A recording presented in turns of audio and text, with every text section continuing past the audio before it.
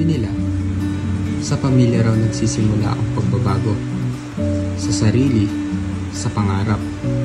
Laging paalala sa akin ng nanay na mag-aral ng mabuti para sa pangarap, para sa pamilya, at para sa bayan.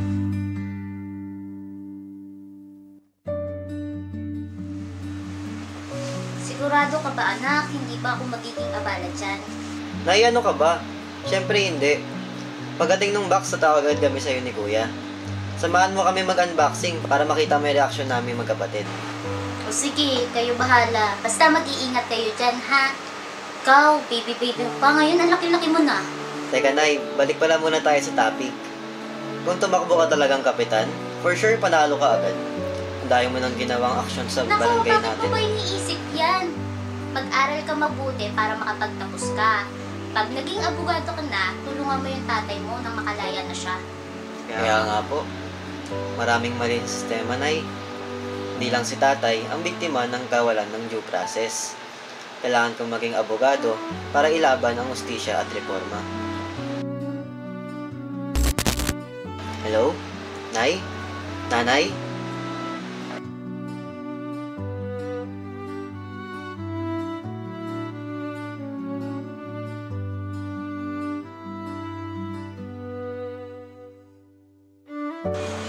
Hello, mahal.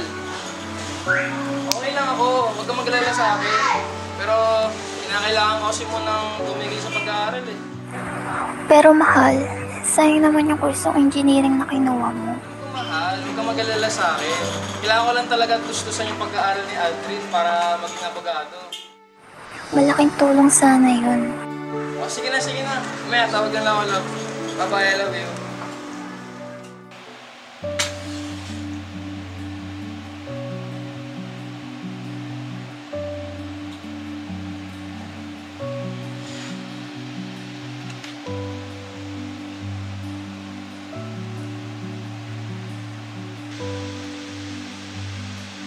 Hoy!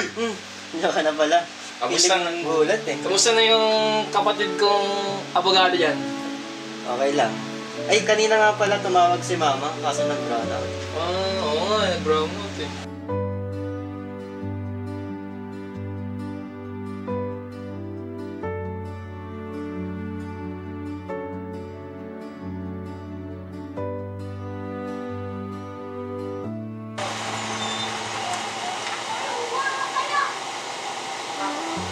Hello po!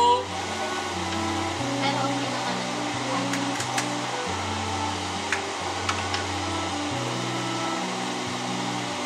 Hello po! Parcel po! Hello po! Parcel po!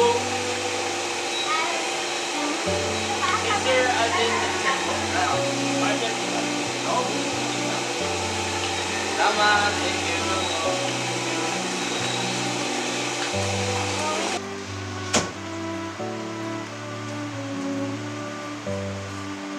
Kuya, wait lang. Hanap na ako ng pizza kasi. Sige, sige, sige.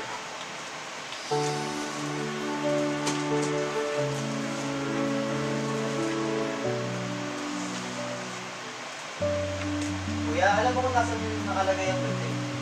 Diyan sa may malapit sa ano? Sa drawer, wala ba dyan?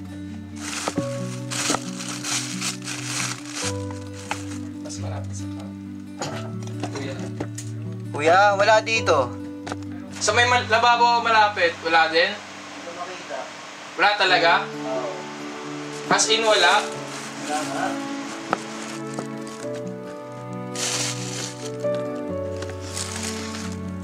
Ano to?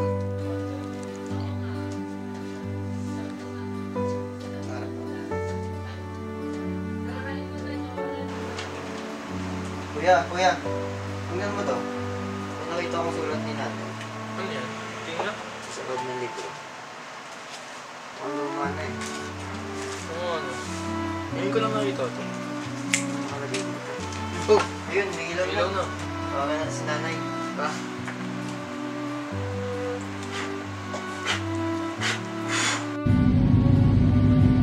Basahin na natin to. Dear anak, Sabi ni Dr. Jose Rizal, na ang kabataan ay pag-asa ng bayan. Kayo ang ilaw ng kinabukasan. At Sa inyong mga kamay nakasalalay ang pagbabago.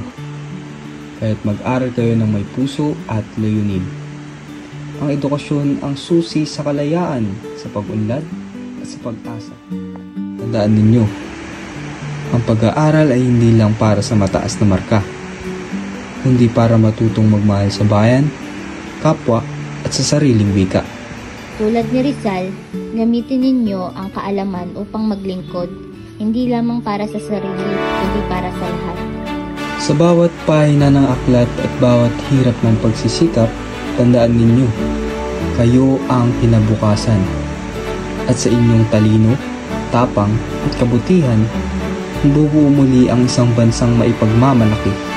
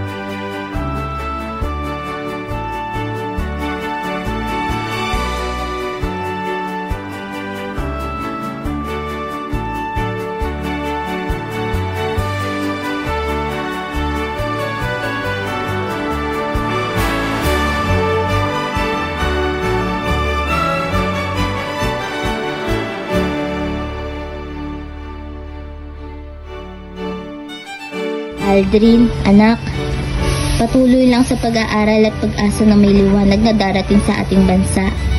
Unahin mong maniwala sa sarili mo. At Brian, salamat sa pagtulong sa ating pamilya. Marahil ay hinuhulaan ko lang na nababasa niyo yung liham na ito. Patuloy lang, anak.